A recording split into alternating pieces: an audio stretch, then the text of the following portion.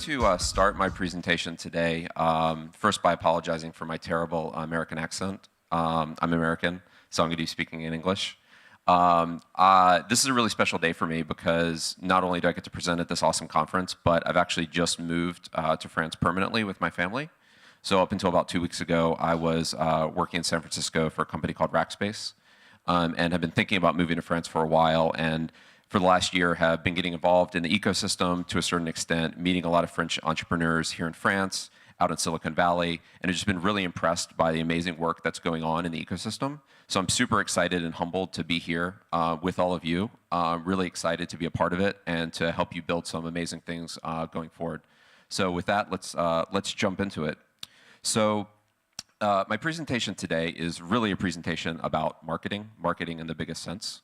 So I figured the most interesting way to start with a presentation about marketing would be to start by talking about socks. So does anybody recognize these socks? Okay, I saw one head nod. So these are strategy socks. These socks are the linchpin to the IPO hopes and dreams of a Silicon Valley-based tech company with 100 million users, including myself and probably every one of you. These are the Evernote socks. So Evernote is an amazing note-taking app. They've been founded in 2008. I personally started using it in 2010. They've just crossed the 100 million user mark. And Evernote is an incredibly important part of my personal life and my professional life. I'm extremely scatterbrained, and there's no way that I could do what I do without Evernote. It's the most, without question, the most important tool that I use on a daily basis. It's so important to me that I would give up the Chrome browser and use Internet Explorer before I gave up Evernote. I would give up Skype. I would give up my iPhone. I would give up practically anything before I gave up Evernote. I just could not do what I do without it. And though what's interesting and what's a problem is that I've never paid Evernote a cent. And lots of people are like this. I got a chance to see Phil Lebin, the CEO of Evernote, speak at Le Web in December. Definitely far and away the highlight of the conference for me. Phil is an amazing entrepreneur. He sells west to go east. He does things that everybody thinks are terrible ideas, and then they end up working brilliantly, and he looks like a genius. So he recognized, obviously, this problem, that they had developed massive amount of love from their users, people with deep, deep brand commitments that would give up anything to keep the app, and yet they couldn't monetize. They've raised just an insane amount of venture capital, and so investors started to say, hey, you've got all these users, they've been using you for years, you don't want to become an advertising company, you're not monetizing, they're taking up resources, get rid of them, they're deadbeats, they're deadweights. And what Phil said is, no, we're not going to do that. It's much more important that they stay and use the product than that they pay. So the problem was, if Evernote didn't want to become an advertising company, which is usually the way to monetize massive user bases, Twitter, Facebook, et cetera, how are they going to turn that love into revenue? And so we always talk in marketing about creating a market for your product. You need to create a market for your product. So what Evernote did is they literally created a market for their product. So what this slide is revenue growth before and after they launched a marketplace for physical products. Products like you would buy on Amazon.com. Basically, the thing in the middle is the really important thing, which is that total revenue growth for the Evernote company grew by 55% in 3 months after they started selling physical stuff. And what's interesting about this is that people that had never bought anything from Evernote, never upgraded to premium, never became a business account, started buying things in the marketplace. And so they were able to take the love that they had generated with users and start turning it into revenue in a really, really unusual, creative way. And what's also interesting is that these revenue streams are mutually beneficial. So what they also found is that a lot of people who just bought a really nice bag out of the Evernote marketplace started using Evernote software because they developed an affinity with the brand. They said, oh, I didn't realize that Evernote was an app for taking notes. So they installed the software, and so now they have a user who's buying physical goods and using their software. So back to the socks. You know, I think most people, when they saw that Evernote was going to be selling socks, kind of laughed smugly. I think there are a lot of, myself included, armchair quarterbacks when it comes to how other businesses conduct their affairs. And it just seemed like a massive mistake for Evernote to do this. I mean, in some ways, I was angry because I absolutely love Evernote.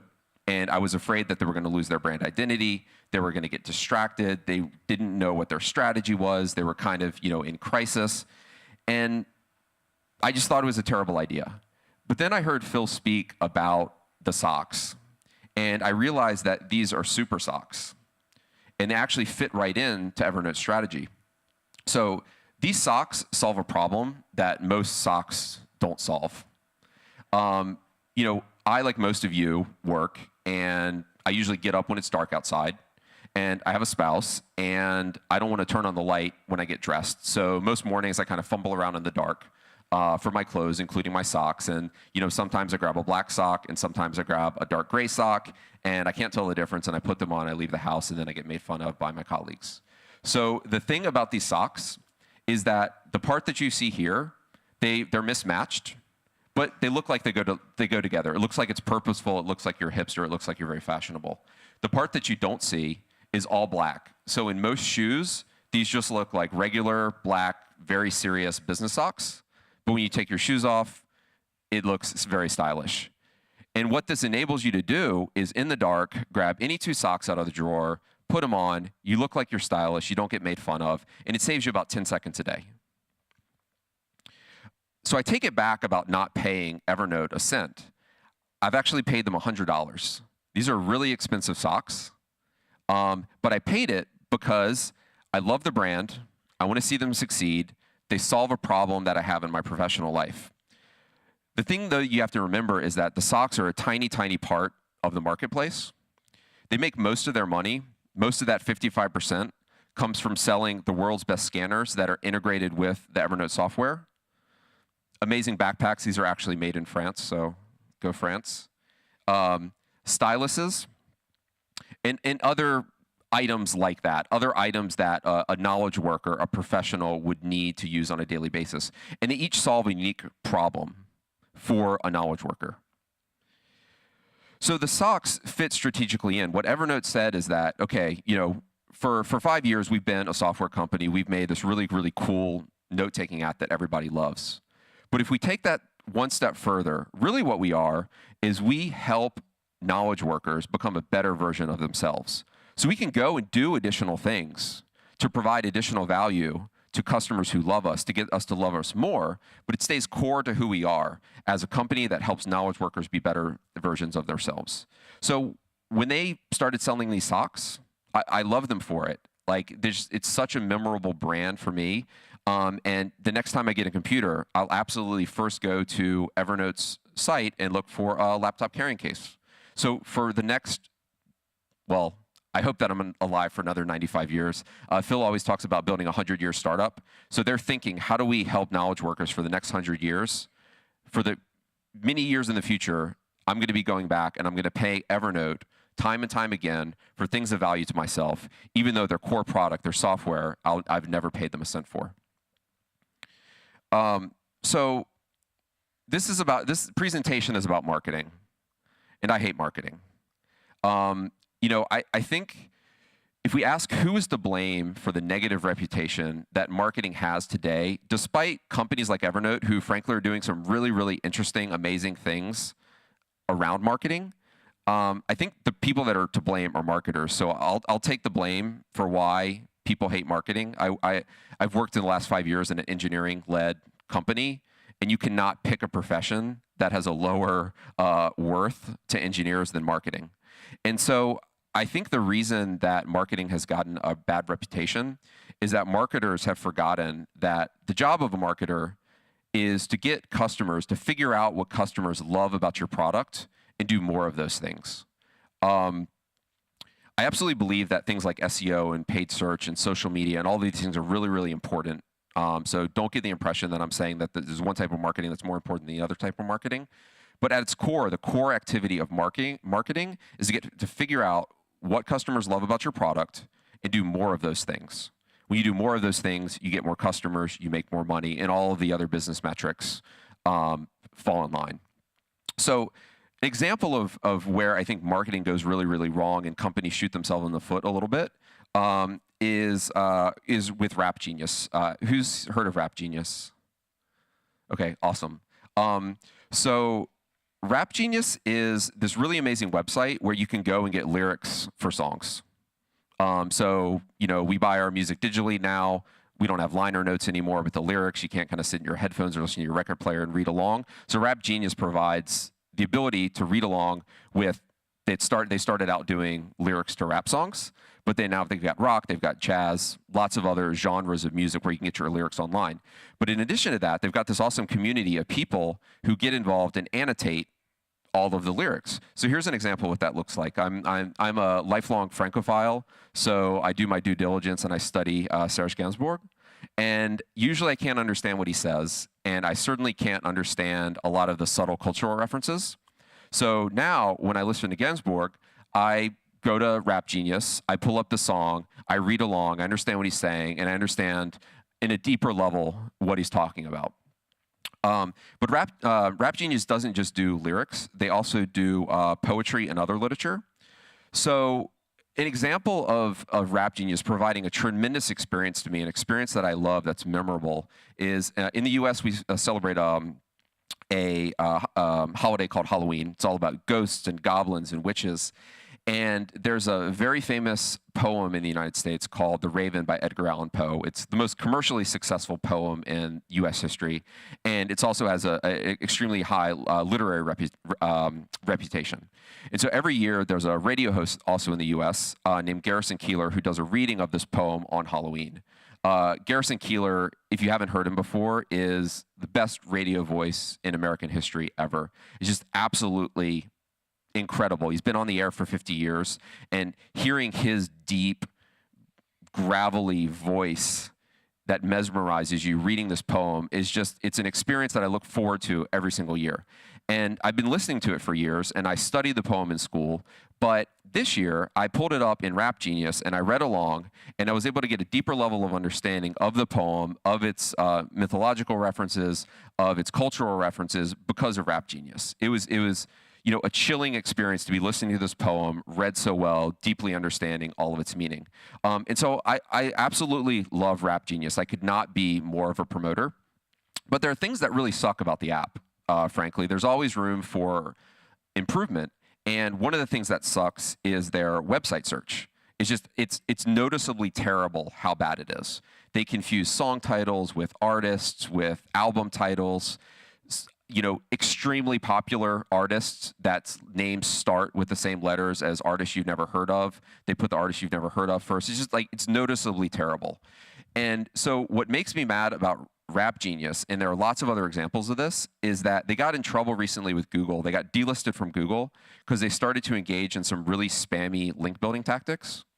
And so instead of focusing on fixing the things about the app that give users pain, they spent time at some very high levels of the company doing really questionable marketing tactics that took away from the user experience, ended up hurting their users because now when someone went and Googled Serge Gainsbourg lyrics, they didn't show up.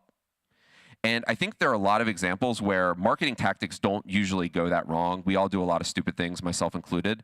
Usually we don't get delisted from Google. This is one example in which it did. But I think if you think about your own company or products that you use, you'll be able to come up with a few examples where time could have better been spent investing in the product versus doing some of these kind of latest and greatest hot marketing tactics, these growth hacking tactics that we think will help grow our business.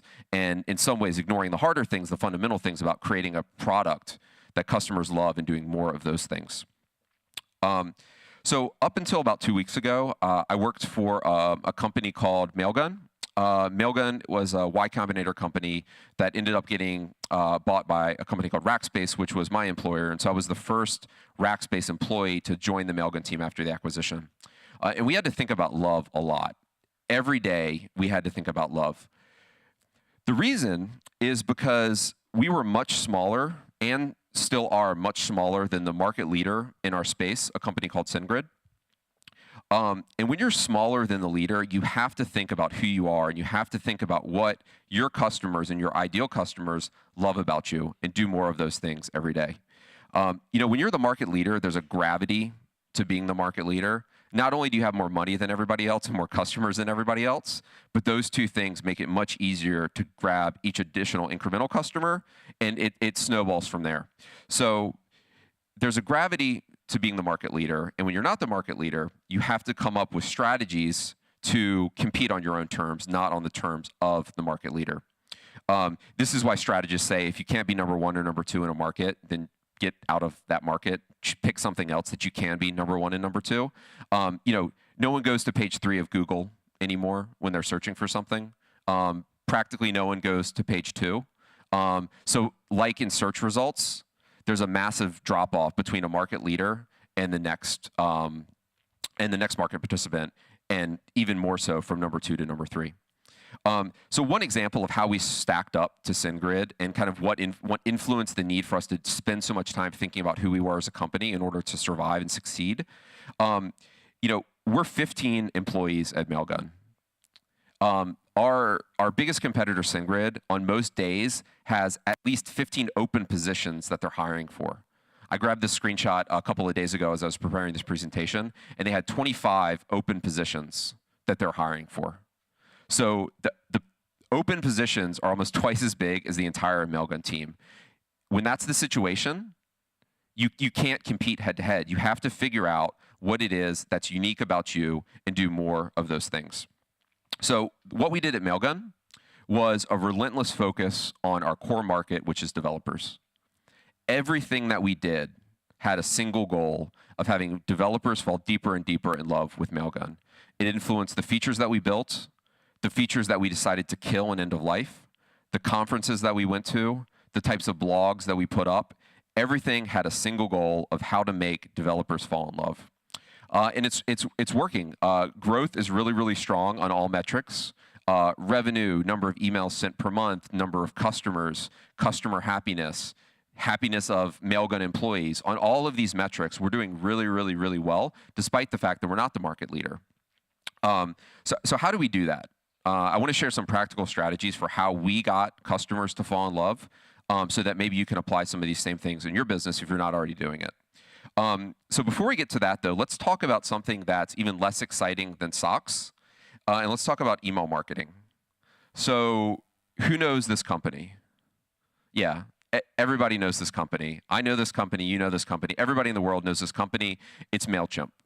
When you're in the email business, most people you talk to want MailChimp. MailChimp is an awesome product. They're an awesome team. I love their branding. I love their marketing. Most people, if you ask, what features do you want in an email product, they will describe MailChimp to you. And from Mailgun's perspective, that's completely okay. We want MailChimp to exist, and we want them to do an awesome job. They know who they are as a company, and we know who we are, and that's okay. So let's look at an example of that. So this is MailChimp's email editor. It's beautiful. There are lots of options. It's point and click. It's designed for ease of use. It's really, really elegant and beautiful and easy to use. This is Mailgun's email editor. It's a terminal. This is MailChimp's list management interface. Again, designed for ease of use. Lots of options. It's got input fields that make it really, really clear how you define your email list. This is Mailgun's email list management interface. It's a terminal. So you see, people asked us all the time, and still do ask us, to build features like MailChimp. And we've consistently said, no, we're not going to do that, because if we do that, we're going to start to alienate the people that really, really, really love us. We're probably going to, at best, get someone who really should be using MailChimp to tolerate us. If we cut the price by half and build some of these things, we might get someone to fall in like with us, but we're never going to get them to fall in love with us. We can't outcompete MailChimp. So we focused on things that developers really, really want.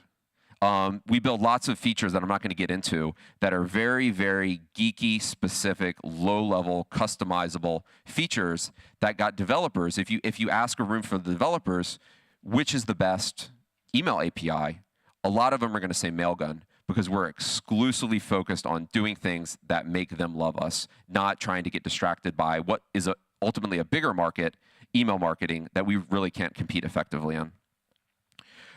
Okay, so let's jump into 3 practical strategies that you can use to figure out what customers love about you and your product and do more of those things.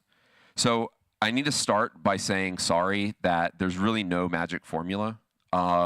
Every market is different. Every product is different. Every type of ideal customer is different, and you need to use a combination of these things and probably many more things than I'm going to talk about to figure out what's right for your business. But these are things that have worked in my experience and will hopefully provide some value to start thinking about how you can get your customers to fall deeper in love. So the first thing is to build it for yourself. This, not surprisingly, is how many great products are built. People build something that solves a problem that they have themselves. Jared Spool, one of the great design thinkers today and user experience thinkers, calls this self-design.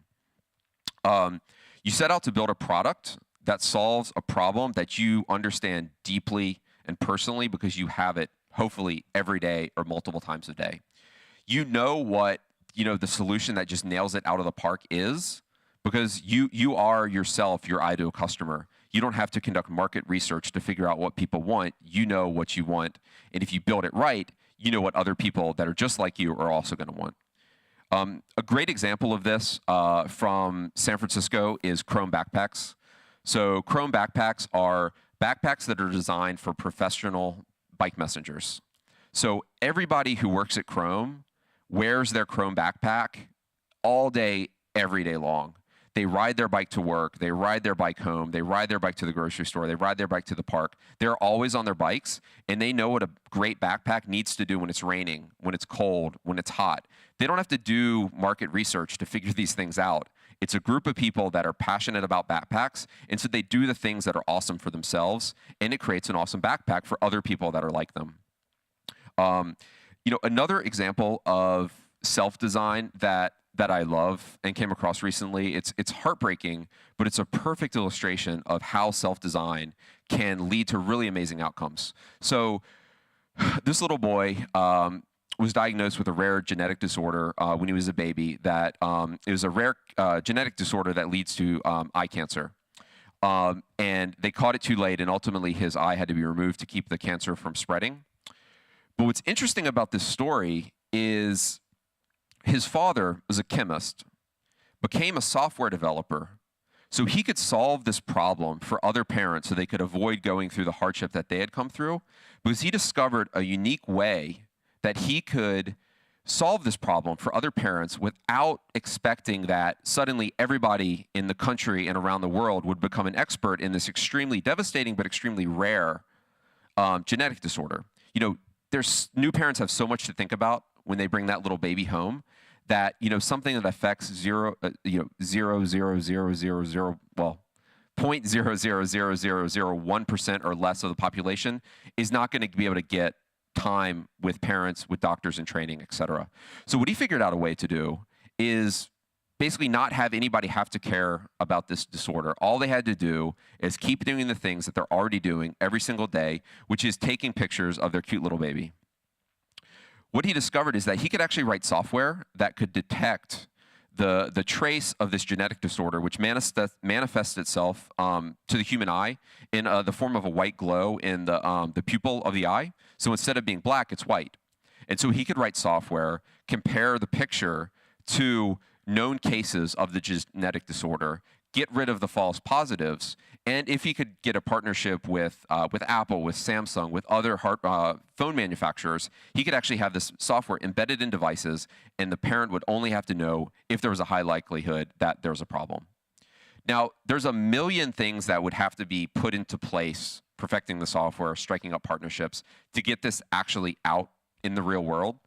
But what it does for me is it expresses in the most amazing way possible kind of the beauty of self-design. He's probably the only person in the world who could have thought to solve this problem in this particular way. If that had happened to my son, I would have been devastated, but I wouldn't have been able to come up with a solution for other people because I don't have that skill set. That's what self-design does, and that's what creates really memorable products when you use self-design, because most people aren't like you, but there are still a lot of people that would be able to benefit from something that you understand intuitively.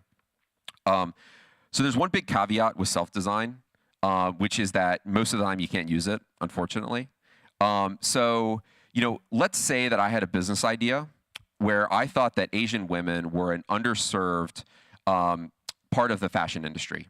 They have unique tastes, and I think that there's really not clothing, accessories, shoes out there for Asian women. I'm the last person in the world that would ever be able to use self-design to figure out this market. It would just be ridiculous. I would make false assumptions at every step of the way, and it would be a disaster.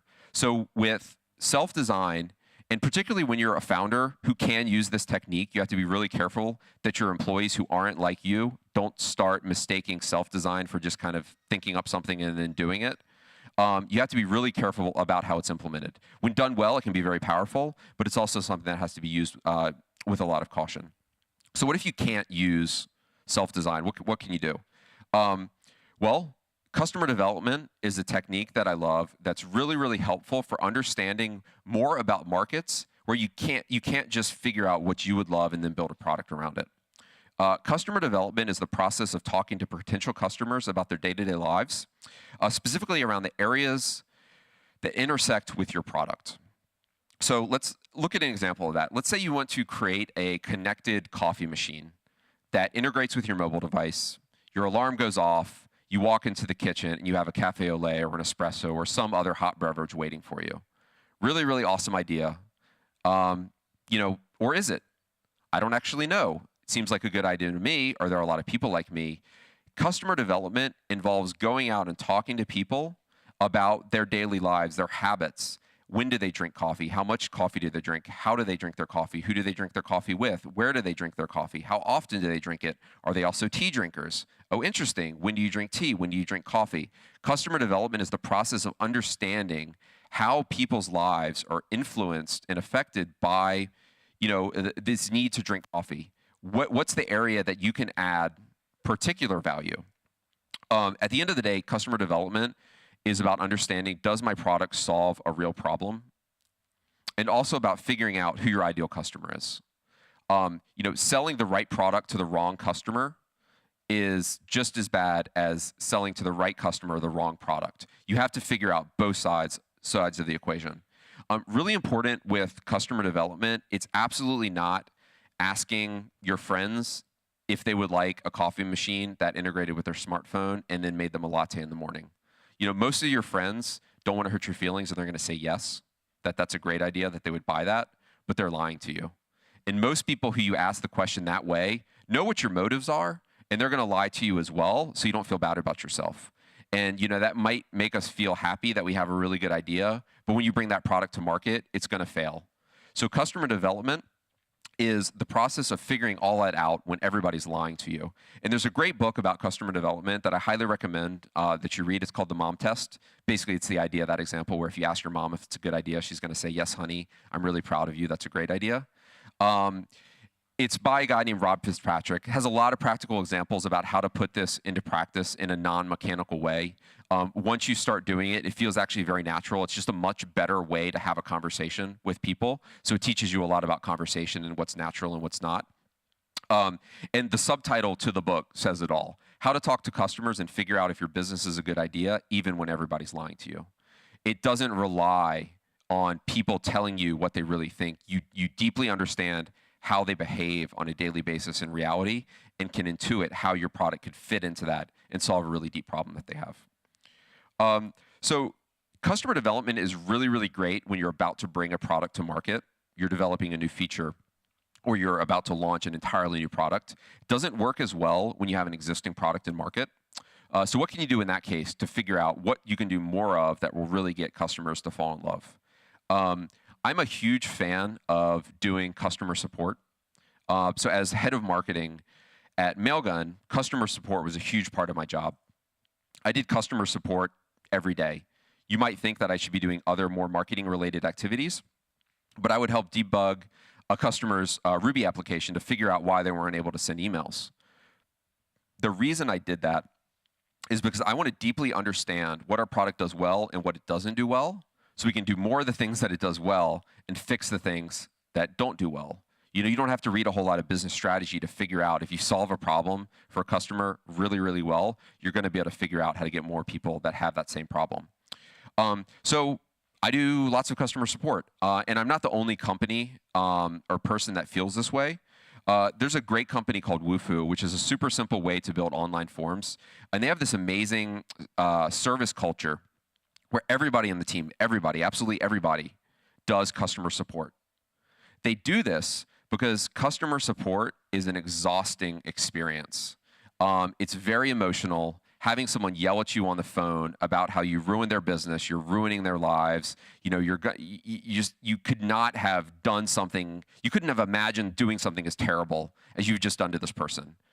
That raw emotion that comes out of doing customer support is extremely valuable. You know, when you're a software developer and a customer is yelling at you, or in some cases not yelling, but is still clearly very disappointed, to put it lightly, in your performance, you take that personally because it's your product, it's your art, and you also have the capacity to fix it. So when you start to look at all the different people in the business who take what they do personally and have the ability to fix it, you start to think, that's interesting. So a software developer can fix certain problems that really a customer support rep can't fix. Maybe they can document it and bring it up the line, but they can't fix it themselves. A designer can fix certain problems very easily themselves. A customer support representative can maybe fix things like documentation. If people keep coming in and asking the same questions, maybe that's a clear documentation problem. It's not really a product problem, it's a documentation problem. So when everybody on the team is doing customer support, you can start to figure out things that are very actionable that everybody on the team can do to get customers to fall deeper and deeper in love. So I'd like to pause here and suggest that if we believe that the job of marketing is to get customers to fall deeper in love, then marketing is really a product-oriented profession.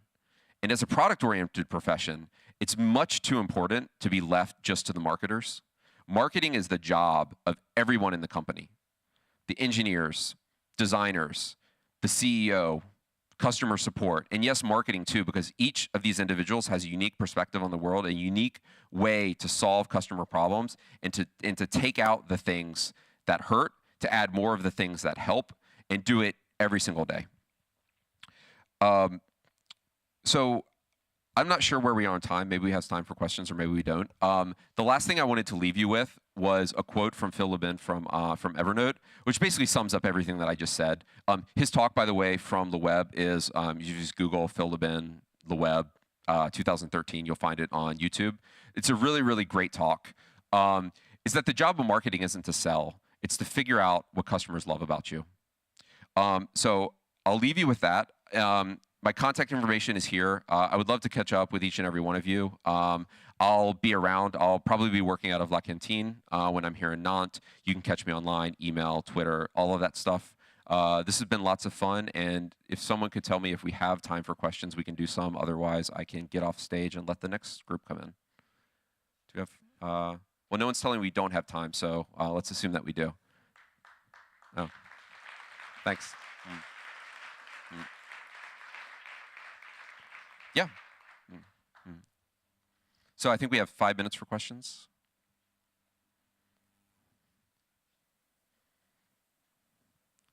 Everybody learned so much that there's no lingering questions. That's good. Or you're all caught up on email. Both are good.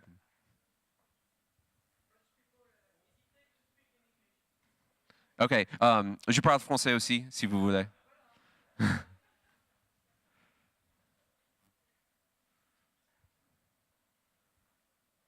Ok, c'est pas grave. Je serai là. Alors, bonne journée, bonne continuation et à plus.